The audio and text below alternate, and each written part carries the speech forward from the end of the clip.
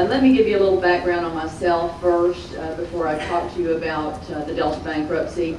I worked for Delta Airlines for 35 years. I retired. I was a flight attendant.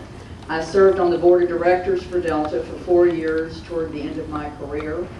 And after retiring in December of 2001, I still stayed in contact with many of my friends. As you know, there were thousands of us in the airline industry at that time that were going through the difficulties that you're going through today. And I could see that there was going to be issues down the road with Delta being able to live up to their commitments. Many of you probably don't know, but Delta is the only major airline without unions, so we are just like you. We are considered salary or non-union employees, and we were proud of that for all those years. You know, we never had to have a union. We always had better benefits, and Delta always lived up to their commitments. And I could see that in bankruptcy that may not be something that was going to happen because we did not, unfortunately, have anything in writing other than they had the right to terminate, modify, or amend. The only people at our company that had a contract were the pilots. So I took my mailing list of about 600 of my friends, and I decided that I needed to form an organization to represent us if we ever got into trouble. So I formed the DALRC, which the DALRC stands for Delta Airlines Retirement Committee. I formed that back in 2003, and today we have over 15,000 members, and the Delta Airlines Retirement Committee was the primary and exclusive representatives of Delta retirees during the Delta bankruptcy.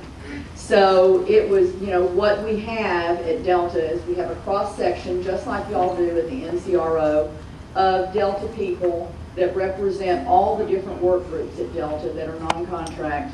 And the judge wanted to make sure that when we did go into bankruptcy that all the voices were represented. And so we had made sure when we developed our organization that that's the way it worked, and y'all have done the same thing. I will tell you that the benefits of having an organization and a united voice, it's just a tremendous amount of help to you. If we had not started our organization and had not grown our membership, and you can grow it fast. I mean, what Delphi has been able to do in 2 months, Jim Frost over here, that's the 1114 committee chair for Delphi, they have done a fabulous job. They have like 7,200 eligible people. 2 months ago, they had 0, and today they have over 5,200 members. I will tell you that it's that voice and that need to have the support of your group that, believe me, Chrysler looks at it, their attorneys are looking at it, and the judge is looking at it. But we don't have a contract.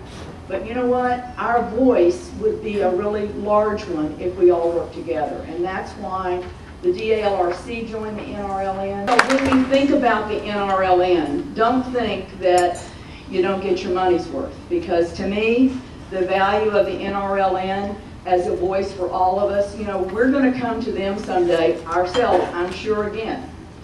And when we do, we want y'all's support. And so we can all work together to make that happen. But let me tell you just a little bit about our bankruptcy and what we did through that process. Once we had hired Dean to help us out, and we prepared ahead. And it's my view that I had much rather be a little bit ahead of the game than behind and playing catch up. So we were prepared for a bankruptcy. We were teetering on it for about a year, and we realized it was going to happen shortly. So we were ready. When we filed for bankruptcy on September the 14th, by October the 27th, we were appointed the official committee of the 1114 process for Delta in the bankruptcy. And so we worked with Delta, and I mean, throughout the whole process, you know, just as what these other speakers have said today, it is important to work with Chrysler, just as we worked with Delta. Because it's not that you don't love your company and you don't support and appreciate what they've done for you. The reality is when you go to bankruptcy court, you're not sitting across the table from those people that made you promises. You're sitting across the table from attorneys that are there for one reason, and that is to represent the creditors committee and the company to try to come out of bankruptcy and the active employees that are still working today. And unfortunately, just like us, when you don't have anything but a piece of paper that says the right to modify, terminate, or amend, you gotta really work hard to get something. And so Dean did a great job for us in the bankruptcy, but we actually came out of that bankruptcy, you know, giving up a lot, but you know what, getting a lot. I mean, in some ways, we came out better, which is hard to believe. You can leave a bankruptcy and get better coverage for your insurance, but we actually did. We went out and found our own insurance program. What Delta had been doing to us for like 5 years, unbeknownst to us, was slowly making our insurance less valuable. You know, it was like the deductibles were going up, the benefits were going down. So we had an over 65 program where originally you were paying nothing, and it went to $3,250 out of pocket before they paid a penny. We went out and found that we today at Delta, I have over 16,000 people in our insurance program for the over 65. Our total out of pocket is $1,500. It costs you nothing to go in the hospital. Delta gives us a $50 subsidy towards that.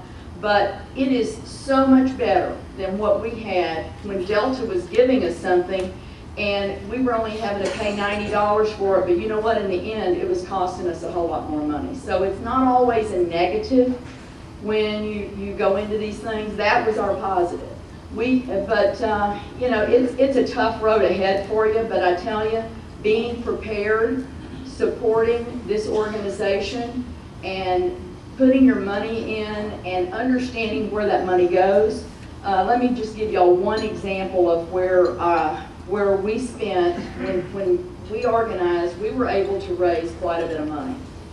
We had an issue where we found that Delta was spending our money on what we have, a disability and survivorship trust. They were taking money out of that trust and they were using it to pay severance for people that were leaving.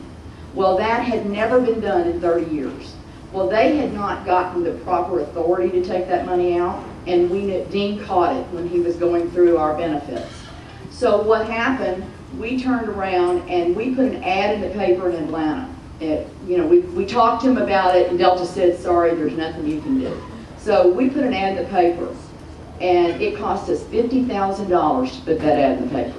And man, that's the most money I've ever spent, you know, writing out a check for that much money. And it took a whole lot of people donating to get that $50,000.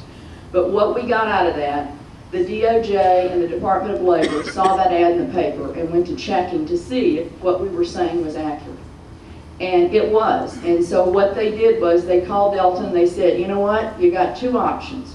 You can either put the $70 million back in the trust, or we're going to look at taking legal action. So our $50,000 turned into $70 million. And if we had not had the money to go put that $50,000 ad in the paper, we wouldn't have had that $70 million. So, and I will tell you another thing that is really important, and that is for people that have the talents to do the different jobs. If you have some talents that you can bring to the table, I know that they would really appreciate it. I know that, oh, I tell you, sometimes I do feel like, you know, a one-armed paper hanger from doing all the things that they're, you know, from writing a newsletter to putting out an email to answering an email. I mean, there's a million things to do. And I tell you, Delphi has done a fabulous job of being able to put teams together quickly and to identify areas that needed a team and needed the help. And what they've been able to do in 2 months is just unbelievable. It is what you're going to need as a voice, whether you go into bankruptcy now or in the future to keep what you've got. You know, bankruptcy or not, you do need this voice.